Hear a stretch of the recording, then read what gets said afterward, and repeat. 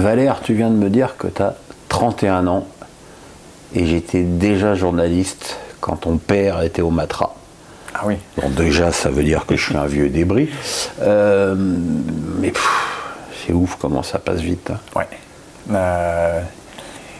Quand j'y pense, c'est vrai que quand je me dis, on parle souvent de génération au centre de formation, je suis de la génération 90. Et pour moi, les 89, 88, 87, ce sont des jeunes encore pour moi. Parce que quand je pense en formation, ils avaient 19, 20 ans. Et quand je pense qu'aujourd'hui, ils ont 32, 33, 34, qu'on s'approche de la fin, c'est vrai que j'ai encore quelques années, mais c'est vrai qu'une carrière, ça passe extrêmement vite. On le dit très souvent, mais je m'en rends compte aujourd'hui. Ouais. Là, il y a un documentaire finalement auquel tu aurais pu participer avec Olivier Dacour, c'est Papa. Oui, j'ai vu. Super documentaire d'ailleurs.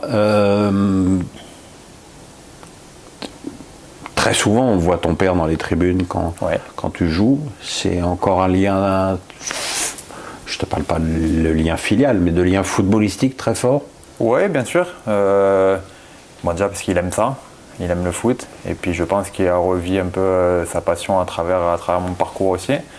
Il est basé à Orléans, donc dans le centre de la France, ce qui lui permet de bouger un peu de partout. Et puis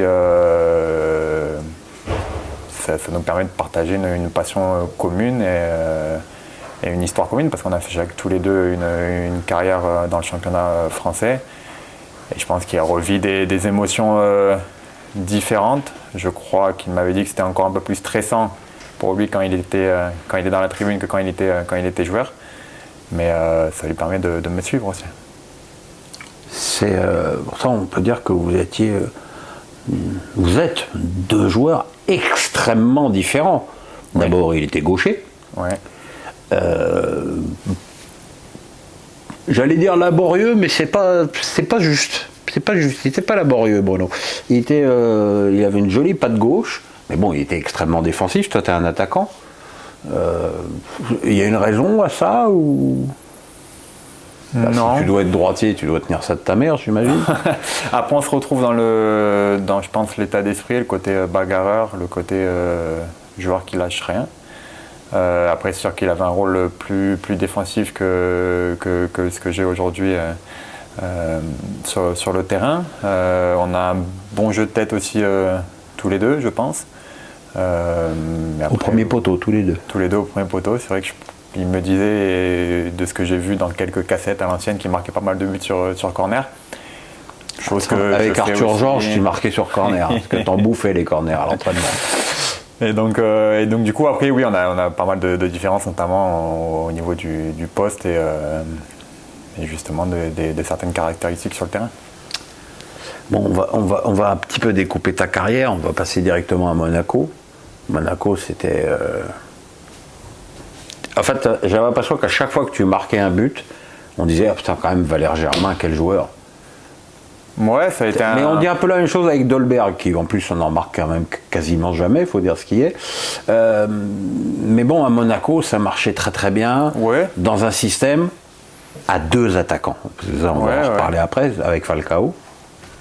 Un peu avec Kylian aussi. Oui, aussi. C'est ce que tu préfères, jouer à deux attaquants?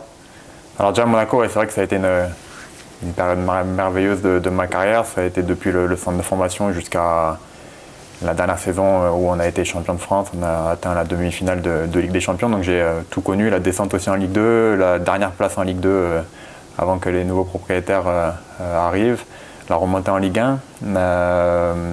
Et c'est vrai qu'à Monaco, on a souvent utilisé un système à deux attaquants. Ça avait été le cas en Ligue 2 avec Ibrahima Touré. Ça a été le cas en Ligue 1 avec Falcao, avec Mbappé, avec Berbatov aussi. Trois profils très différents. Très différents. Jouer avec Falcao et jouer avec Kylian, c'est pas pareil. Ça n'a rien à voir. Avec Berbatov, c'est aussi un autre joueur, mais j'ai eu la chance de jouer avec trois monstres, on va dire, parce que c'est trois joueurs, trois gros joueurs qui auront laissé ou qui laissent une trace au football.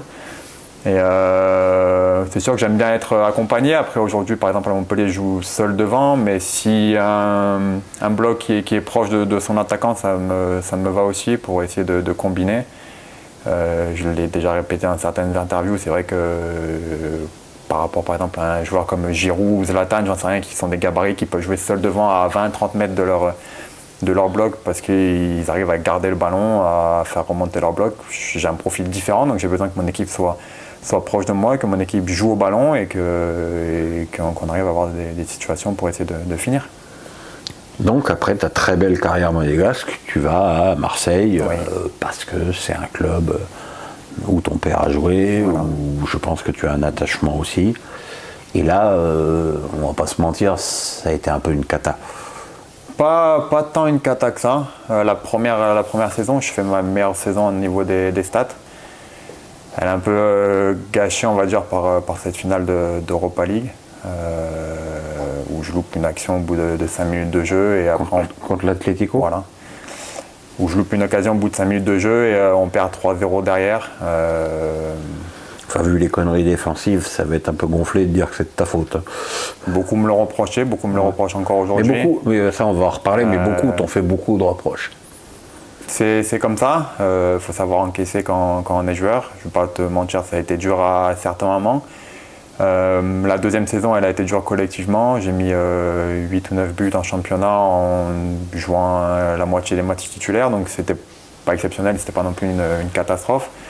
Et les 2 dernières saisons, c'est vrai que ça a été compliqué, notamment avec Villas-Boas et Sampaoli. Bien que Villas-Boas, j'ai toujours eu un très bon rapport avec lui, c'est un très grand monsieur, mais il a préféré mettre d'autres joueurs attaquants et moi j'ai été un peu mis sur le côté, à droite, à gauche, sachant que Flo Thauvin n'était pas là, qu'il manquait un ailier droit, j'ai beaucoup joué à droite.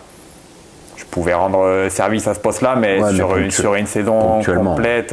Sampaoli, non. Sampaoli. Il a fait ses choix dès le début.